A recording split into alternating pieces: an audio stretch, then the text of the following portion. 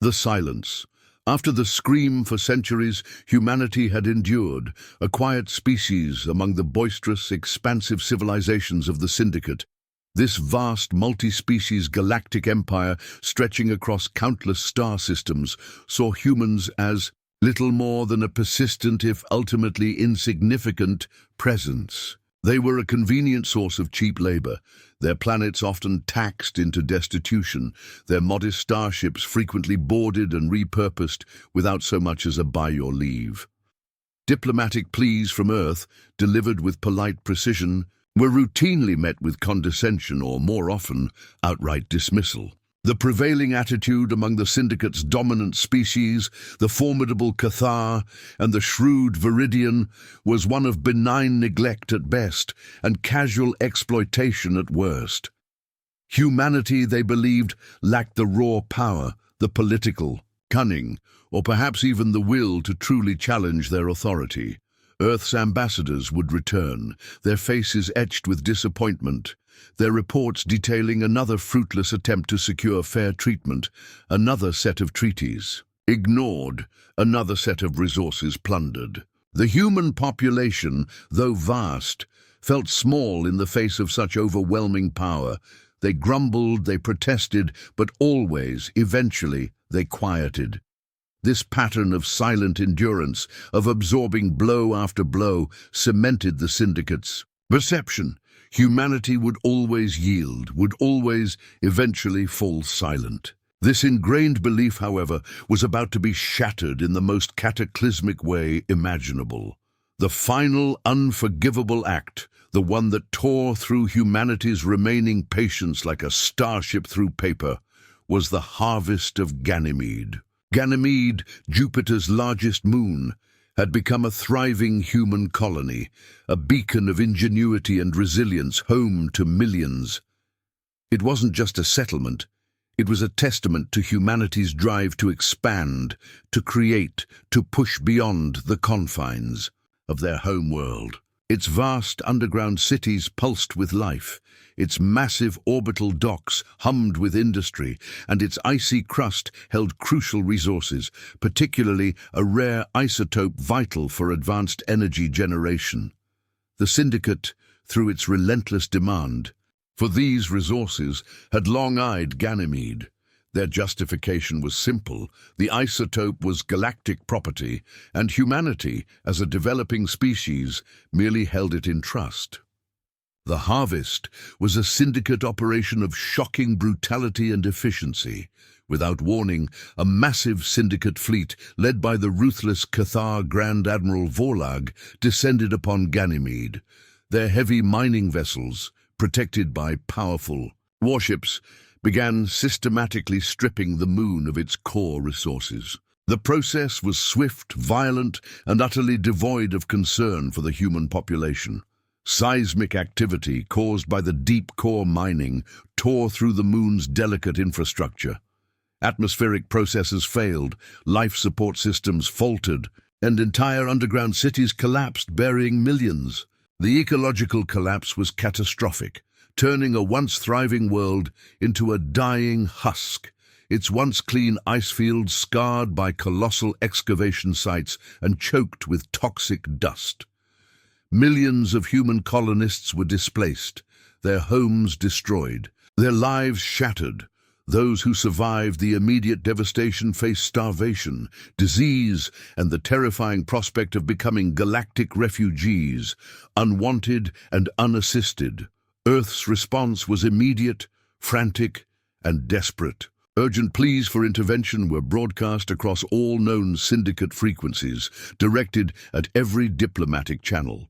Ambassadors, their voices hoarse with grief and outrage, demanded a cessation of hostilities, an end to the harvest, and immediate aid for the victims. They cited long-forgotten treaties, appealed to humanitarian principles, and even offered concessions, anything to stop the wholesale destruction of their colony and the lives of their people. The galactic response was a chilling echo of past dismissals. First, there was a deafening silence. Days bled into weeks, and no reply came. Then, finally, a single cold communique arrived from the Syndicate High Council. It was brief, curt, and utterly devoid of empathy. It stated in clipped formal language that the Ganymede resource repatriation was a necessary measure for galactic stability and that humanity lacked the necessary leverage to contest such an operation. There would be no aid, no compensation, and no apology. The message was clear: humanity was powerless, and their suffering was simply an unavoidable cost of the Syndicate's continued prosperity. The galaxy, it seemed, expected humanity to remain quiet, broken, and to eventually fade back into the background, nursing their wounds in silent despair. But this time, something was different. The silence that fell over humanity after the harvest of Ganymede was not the silence of resignation. It was not the silence of defeat. This was a new kind of silence, heavy and charged, like the air before a devastating storm. Across Earth and its remaining colonies, televisions played endless loops of Ganymede's destruction, of refugee ships limping into orbital docks, their hulls scarred, their passengers hollow-eyed and traumatized.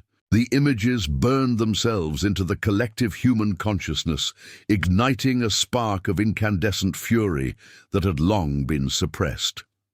There were no more protests in the streets, no more shouted demands for justice. The outrage was too deep, for words, too profound for public displays. Instead, a grim, unspoken resolve settled upon the human race. Families gathered in quiet solemnity, their eyes reflecting a shared, steely determination. Scientists worked in hushed laboratories, their movements precise and focused. Engineers toiled in hidden facilities, the rhythmic clang of metal on metal, a constant, low thrum. The silence was absolute, save for the hum of machinery, the tap of keyboards, and the quiet, fierce beat of billions of human hearts, each one now synchronized to a single, terrifying purpose. They were not broken. They were calculating. They were remembering, and they were about to show the galaxy that sometimes the most profound and terrifying statements are made not with shouts, but with a sudden, deafening silence, followed by an unimaginable roar. The galaxy had expected humanity to wither. Instead, they had planted a seed of vengeance, and it was beginning to grow silently in the deepest, darkest corners of human space. Whispers in the dark, while the Syndicate celebrated its victory and dismissed humanity as a broken, insignificant race. A different kind of silence settled over human space, not the silence of defeat, but the quiet hum of intense, focused activity. Earth, once a vibrant hub of open trade and cultural exchange, now tightened its borders. Commercial traffic dwindled to a trickle, replaced by highly classified cargo vessels moving under the cloak of deep space stealth. Diplomatic outposts across the galaxy, once bustling with human envoys, became eerily quiet, their staff recalled under various pretexts. The galaxy's news feeds, usually awash with human entertainment and scientific breakthroughs, now found little to report from their sector, reinforcing the Syndicate's belief that humanity was indeed receding into obscurity, nursing its wounds far from the galactic stage. They thought humanity was simply giving up, but in reality, humanity was preparing. Deep within Earth's core, beneath layers of bedrock and reinforced shields, and on the frigid, abandoned moons of the outer solar system, once dormant research facilities pulsed with renewed energy. These were places of secrets, of theoretical physics and forbidden technologies, now reactivated with a singular, grim purpose. Engineers, their faces gaunt from endless shifts, hunched over holographic schematics, their fingers flying across control panels. Scientists, eyes burning with a quiet, furious intensity, meticulously ran simulations, testing new materials, new energy systems, new ways to turn the impossible into terrifying reality. The project, known only by its internal codename Retribution, was humanity's collective answer to Ganymede, a defiant scream forged from steel and plasma. Its centerpiece was to be the Retribution-class warship, a vessel of unprecedented power and stealth, designed not for defense, but for devastating surgical strikes. Every resource, every last scrap of ingenuity was poured into its creation. The sheer scale of the undertaking was monumental. Entire asteroid belts were mined dry, their raw materials transmuted into advanced alloys never before seen. Old manufacturing hubs, once producing civilian transports, were refitted into colossal shipyards, their interiors a labyrinth of scaffolding and glowing arc welders. Food rationing became common on Earth, and public services were scaled back dramatically, the funds quietly redirected to the covert project. The human population understood intuitively what was happening. They sacrificed without complaint, their shared grief and anger over Ganymede, a powerful, unifying force. Children on remote colonies drew pictures of sleek, powerful warships, their unspoken desires mirrored in the adults' grim determination. An unwavering, unspoken focus settled over the entire human race. They worked in tandem, a silent, efficient machine driven by a collective memory of betrayal and a burning desire for justice.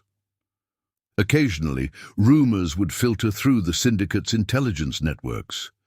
Vague reports of unusual energy signatures, emanating from deep human space, fleeting anomalies that defied easy classification. Old, outdated sensor arrays would sometimes pick up faint, distorted echoes of construction, of colossal structures being assembled in the void. A sudden cessation of human trade in certain rare earth minerals, previously a staple of galactic commerce, also raised a few eyebrows. Syndicate analysts, however, were quick to dismiss these as minor anomalies, perhaps a desperate human attempt to rebuild some semblance of a fleet or simply misreadings. Humans are emotional, one Cathar intelligence officer scoffed in a widely circulated report. They are mourning. Their activity is irrational and uncoordinated, nothing to concern the Great Syndicate. These dismissals only further cemented their fatal miscalculation. They had no idea that beneath the cloak of silence, a storm was brewing, a tempest of human innovation and vengeful resolve.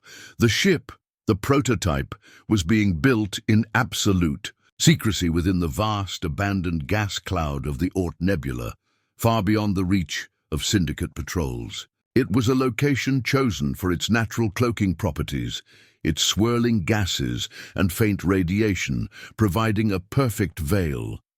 Inside the colossal construction docks, bathed in the eerie glow of quantum welding lasers, the Vengeance began to take shape. Its hull, unlike any other, was being forged from a new experimental absorption material, designed to render it virtually invisible to conventional sensors, absorbing energy rather than reflecting it. Its weapon systems were not the standard plasma cannons and kinetic drivers, but experimental railguns capable of accelerating projectiles to near-light speeds, and energy projectors that could slice through reinforced armor with terrifying ease. Propulsion systems were based on a theoretical nexus drive capable of short, impossible jumps, allowing the ship to appear and disappear almost instantaneously. The very air within the construction zone crackled with controlled power, a silent testament to the unimaginable forces being harnessed. Admiral Eva Rostova, a woman whose family had been among the displaced from Ganymede, oversaw the final stages of the Vengeance's construction. Her face, usually stern, held a subtle flicker of something akin to grim satisfaction as she watched the last hull plates slide into place. She wasn't an engineer, but her understanding of tactical advantage, of psychological warfare, was unparalleled. She knew that the true power of the Vengeance lay not just in its devastating weaponry, but in the shock and terror it would inspire. She knew the Syndicate expected a broken whimper. They were about to receive a thunderous roar. The ship was more than just metal and circuitry. It was the embodiment of humanity's pain, its fury, and its unyielding spirit. The testing began. Quietly, simulations run in secure, isolated sectors, pushing the limits of the new technologies. Small, unmanned drones were sent out, mimicking Syndicate patrol patterns, allowing the Vengeance to practice its stealth capabilities, its weapon locks, its rapid deployment. Each successful test, each flawless execution was a small victory. A quiet whisper of the coming storm. The galaxy, arrogant and complacent, still heard nothing. They were deaf to the whispers in the dark. Whispers of engines spooling up, of capacitors charging, of a vengeance long delayed and now terrifyingly close. The silence held, a taut, stretched string just before it snapped. The ghost in the machine, the galaxy, vast and indifferent, continued its endless churn, oblivious to the simmering cauldron of human fury. The Syndicate, basking in its perceived dominance, tightened its grip, convinced that humanity had, as expected, retreated into a silent, self-imposed exile. Their patrol fleets, particularly those assigned to the fringes of human-claimed space, grew bolder, their movements more aggressive. These were the enforcers, often commanded by Cathar officers known for their casual brutality, who saw human merchant vessels as easy prey and human settlements as mere inconveniences. They would board ships without cause, confiscate cargo, on flimsy pretexts, and impose crippling fines that amounted to little more than theft. Humanity's few remaining freighters, usually unarmed and slow, had learned to avoid these routes or surrender immediately to prevent further violence. But that was about to change. The first sign of humanity's awakening wasn't a roar, a diplomatic protest, or a declaration of war. It was a silence, an impossible, terrifying silence. A Syndicate patrol fleet, notorious for its harsh treatment of human traders and its heavy-handed inspections, was assigned to the Rylon sector, a contested zone bordering human territory. It was a standard patrol, 3 heavy cruisers and a dozen escort frigates, well-equipped and confident. They boasted of cleansing the sector of human pirates, a cynical term for any human ship attempting to conduct commerce without Syndicate approval. Their last transmission was a routine status report, a boastful message about a minor human, a freighter they were about to intercept. Then nothing, just a vast, empty silence. No distress call, no wreckage, no energy signatures. The fleet simply vanished, as if swallowed by the void itself. Syndicate command dismissed it as an isolated incident, perhaps an asteroid field or a rogue anomaly. A navigational error, one high-ranking Cathar officer declared, chalking it up to the Rylon sector's notoriously tricky subspace currents. Days later, another Syndicate patrol, this one near the bustling trade lanes of the Cygnus Arm, reported strange sensor readings, faint impossible energy spikes appearing and disappearing with no discernible pattern. Then their lead cruiser, the Dominator of Cygnus, a flagship known for its overwhelming firepower, reported a sudden, catastrophic power surge, followed by a complete systems failure. Before they could react, its shields collapsed, and the vessel was torn apart in a series of silent internal explosions. The remaining frigates scattered in panic, their crews screaming over comms about shadows moving with impossible speed, too fast to track, too quiet to detect. By the time reinforcements arrived, there was nothing left but scattered debris, glowing faintly in the darkness. No enemy fleet detected, no battle recorded, just the chilling, silent destruction. This time, the dismissals were harder to maintain. Panic began to spread through the Syndicate periphery, whispers of something unknown, something terrifying, hunting their ships. The disappearances and silent destructions continued, escalating with an unnerving regularity. A heavily armed Syndicate resupply convoy, protected by veteran warships, vanished near the asteroid belt of Kepler's Moor.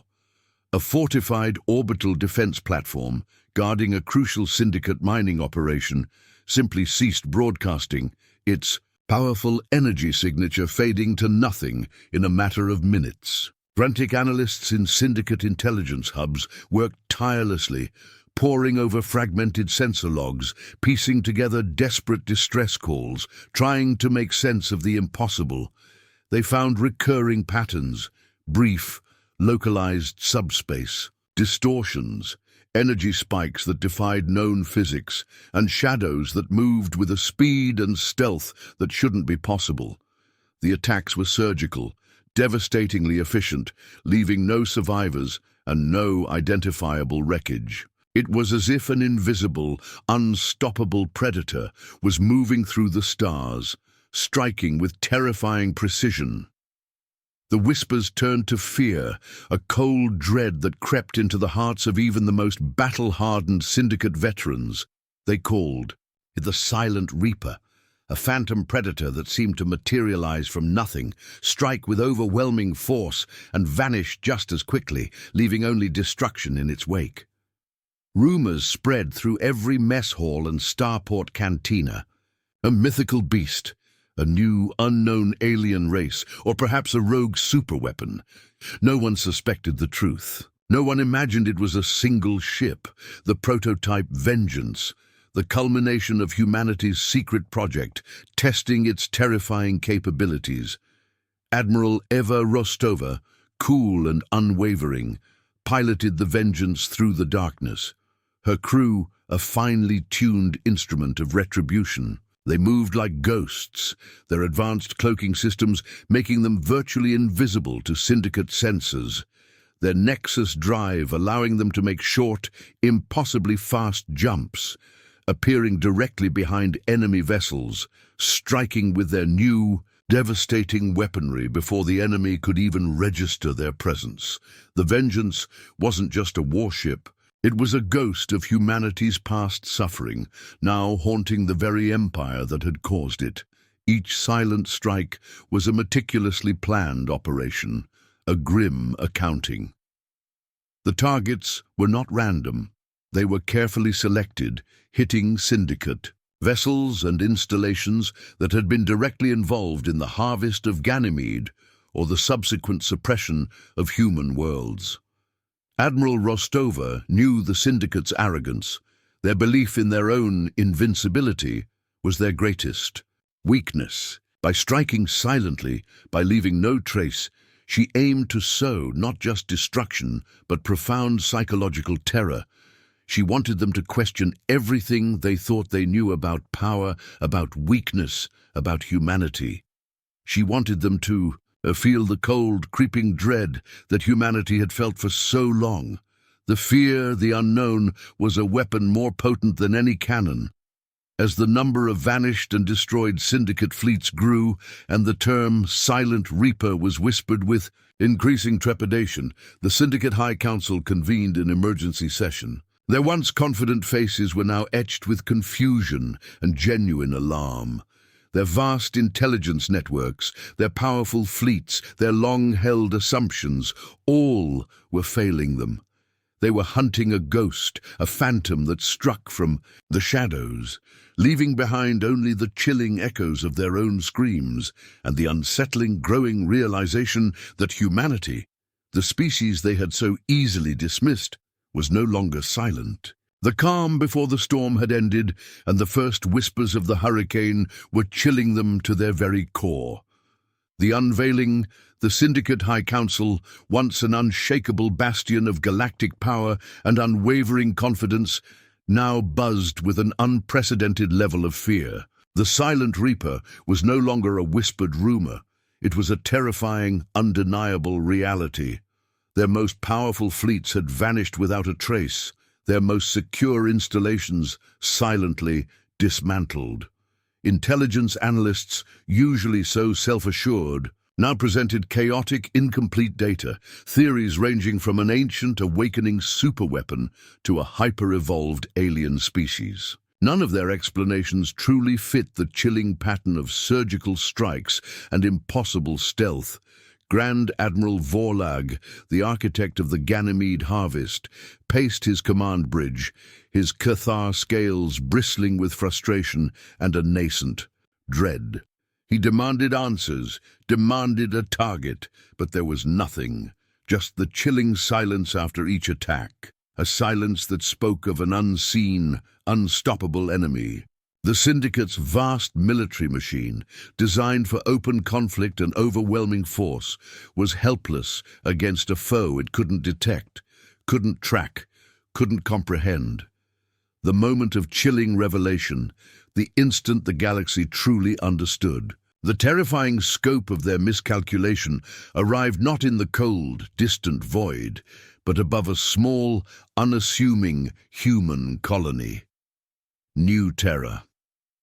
This was a world like countless others settled by humanity, a patchwork of agricultural domes and modest, industrial zones, barely registered on the Syndicate's charts. It was precisely because of its insignificance that the Syndicate chose it for a routine tax collection raid.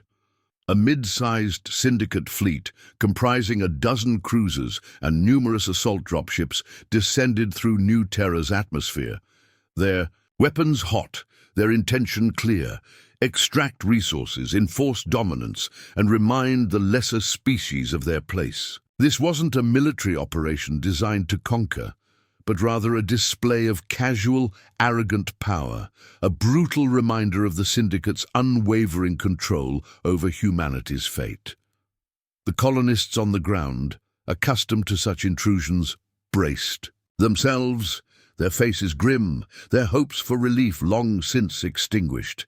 They prepared for the usual humiliation, the inevitable loss, the quiet despair. But this time, as the first Syndicate assault dropships descended through the thin, dusty clouds, a colossal, angular shadow suddenly blotted out the pale sunlight. It was enormous, impossibly sleek, its dark hull seemingly absorbing the very light around it. There was no telltale energy signature, no high-frequency hum of engines, no shimmering distortion of shields. It simply appeared, materializing from the void above New Terra's atmosphere with a terrifying, silent majesty.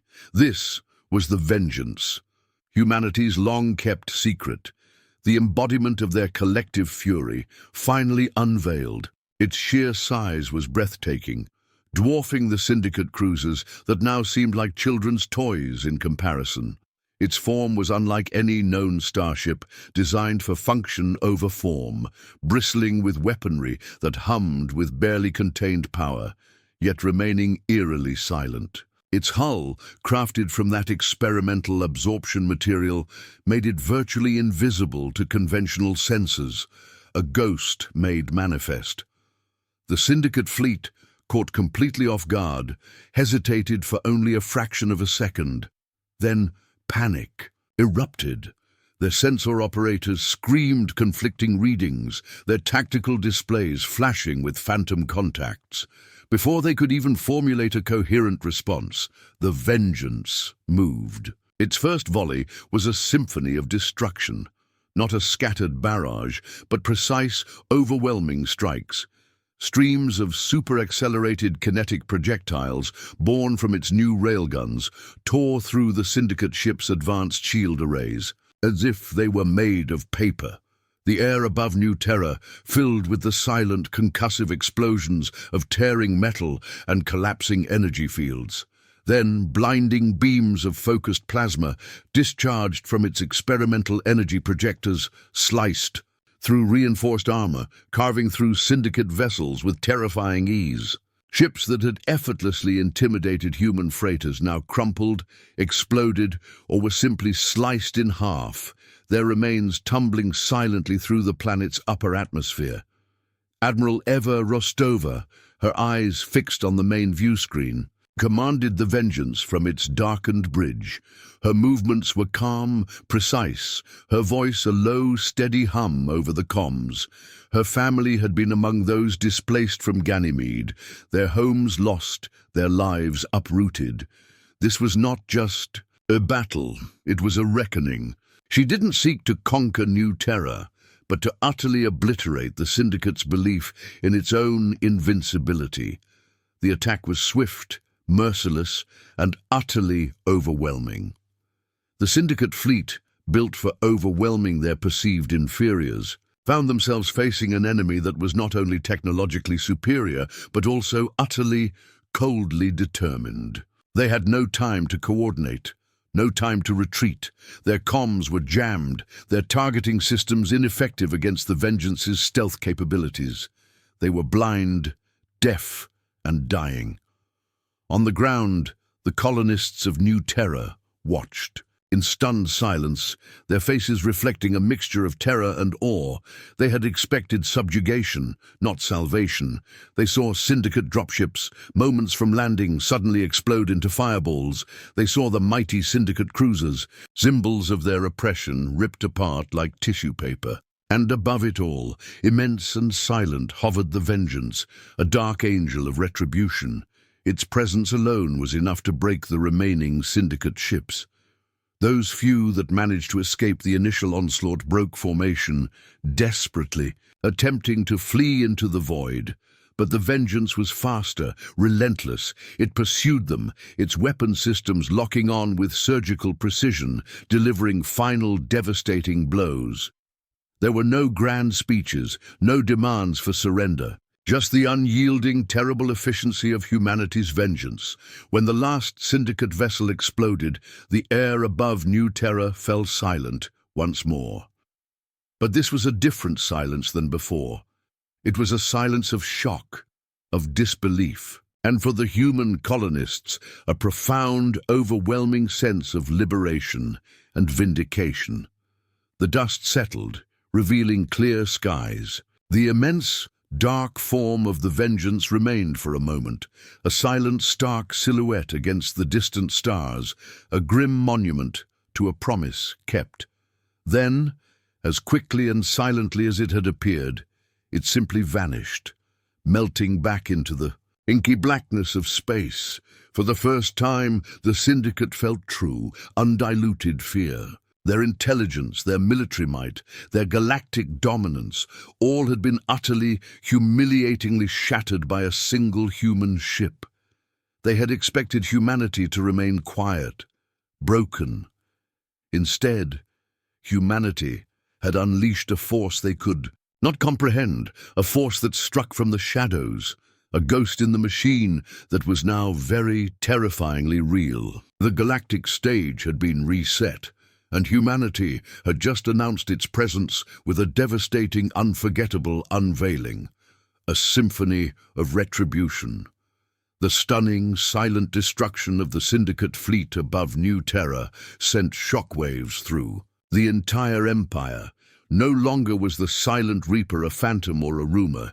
It was the Vengeance, a human warship of impossible capabilities, and its attack was a clear, unmistakable declaration. The Syndicate High Council, previously confident in their galactic dominance, now scrambled, their discussions filled with panicked accusations and desperate strategies. Grand Admiral Vorlag, whose arrogance had been a guiding principle, found himself facing unprecedented questions about his intelligence failures. Every tactical display, every strategic map, suddenly felt fragile, vulnerable. The fear that had been creeping into the periphery of Syndicate space now settled deep within their core worlds, chilling their very souls. They mobilized massive fleets, sending them to patrol every known human system, but it felt like swatting at shadows. The Vengeance was a ghost, and a ghost could not be caught by conventional means. Admiral Eva Rostova, cool and unwavering on the Vengeance's bridge, watched the frantic, chaotic responses of the Syndicate on her tactical displays. The unveiling at New Terra was just the opening note in what she considered a symphony of retribution. Her targets were not random acts of violence, but carefully chosen instruments in a strategic campaign designed to systematically dismantle the Syndicate's power and crush their spirit. Each strike was a calculated blow, against the very foundations of their dominance, a repayment for every past injustice, every silent tear shed, every life lost.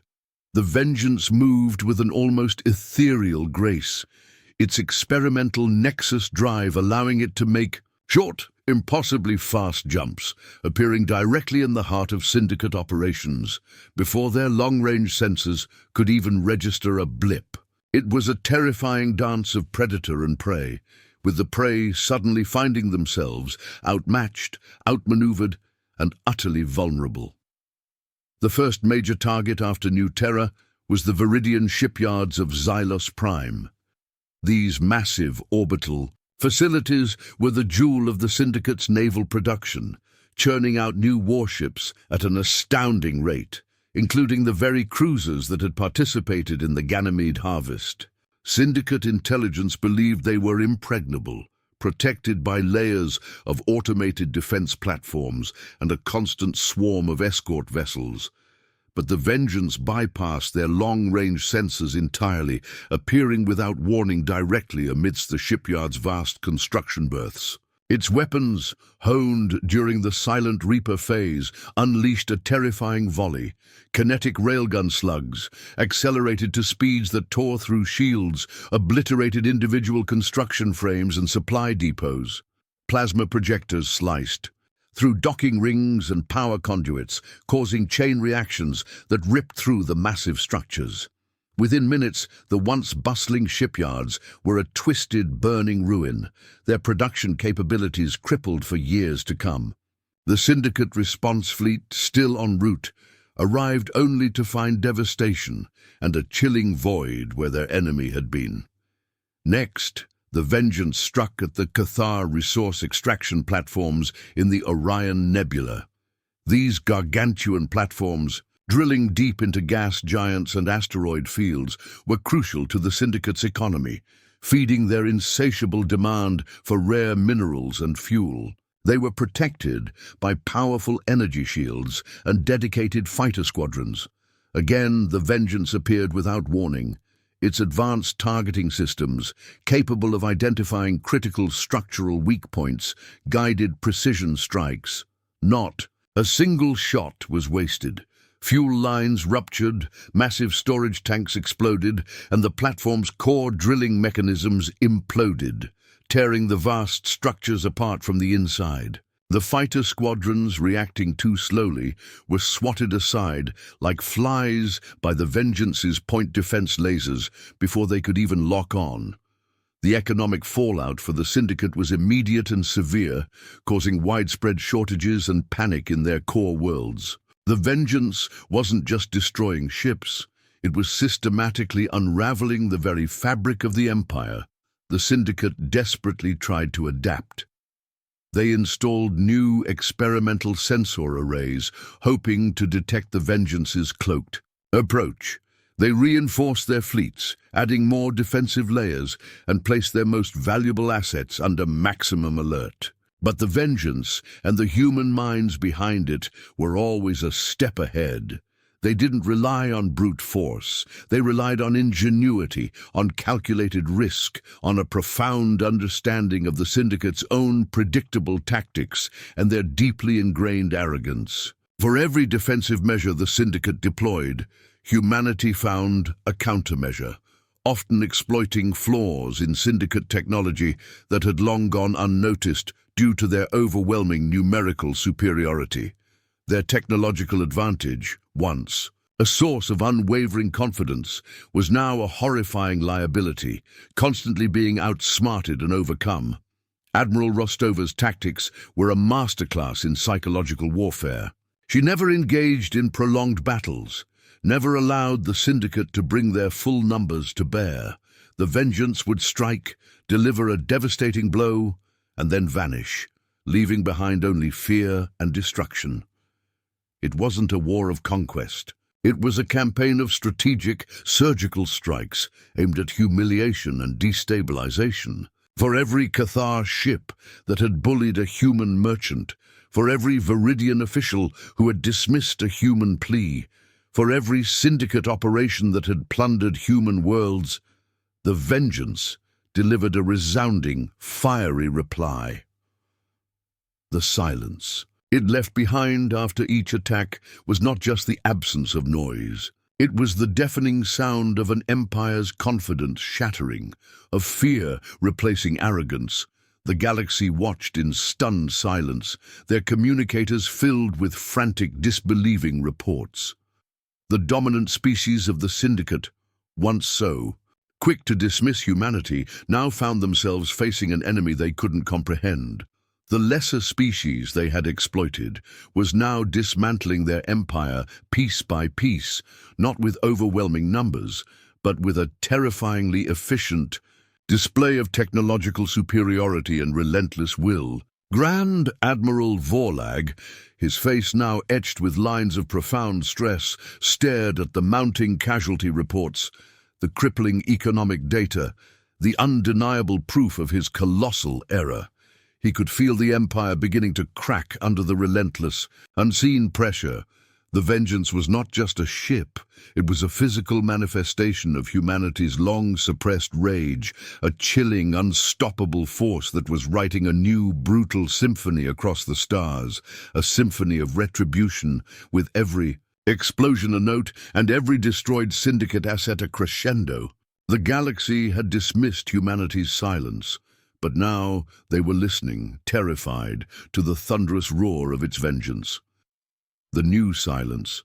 The Syndicate, once the unchallengeable masters of the galaxy, found itself on the precipice of collapse. The relentless, surgical strikes of the Vengeance had not only crippled their military and economic infrastructure, but had shattered their carefully constructed image of invincibility. Fear, a sensation alien to their leadership for millennia, now permeated every level of their society. Grand Admiral Vorlag, his once imposing presence diminished, faced a hostile High Council, their accusations sharp and their panic barely contained.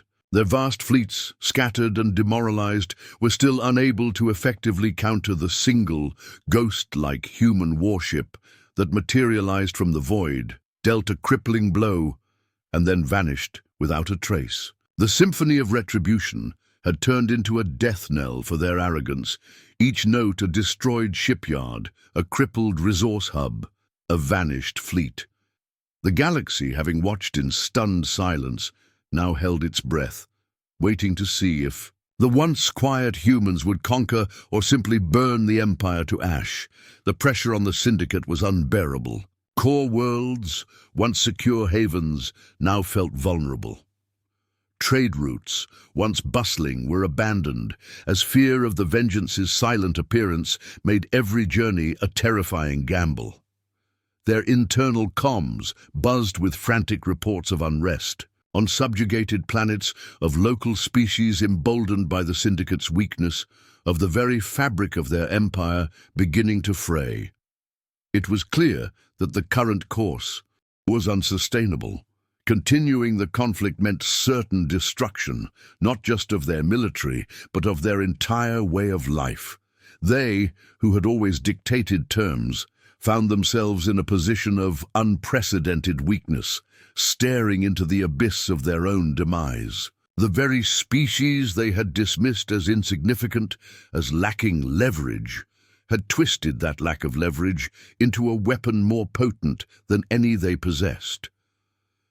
In a desperate, unprecedented move, the Syndicate High Council sent out a galaxy-wide broadcast. It wasn't a demand or a threat, but a plea. They acknowledged, with thinly veiled humiliation, the unforeseen strategic challenges presented by the human vessel.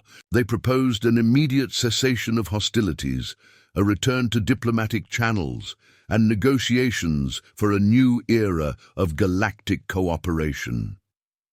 Their previous arrogance had been replaced by desperate pleas for peace, their voices tinged with a raw fear that resonated through every receiver. They had thought humanity would stay silent, would break. Now they begged for that silence to return, for the terrifying symphony of retribution to cease. They offered resources, territory, even apologies, though the word tasted bitter in their Mouths. Admiral Eva Rostova, on the bridge of the Vengeance, received the Syndicate's broadcast with a quiet, knowing smile. She didn't show it, but inside, a lifetime of suppressed anger, of grief for Ganymede, finally felt a release. Her crew, seasoned by battle and fueled by a shared grim purpose, watched her intently. They knew this moment was the culmination of everything they had sacrificed, everything they had built. Her response was chillingly simple, yet devastatingly effective. There were no long-winded diplomatic statements, no complicated demands. Instead, a single, precise message was broadcast across all Syndicate frequencies, directly from the Vengeance's own comms array. Her voice, calm and steady, carried the weight of billions of human lives, of centuries of silent endurance, and the thunderous roar of their awakened power. "You expected silence," she stated, her words resonating with a quiet power that transcended language. "You received a storm. The price of your silence is no longer measured in resources, but in respect, unconditional, immediate."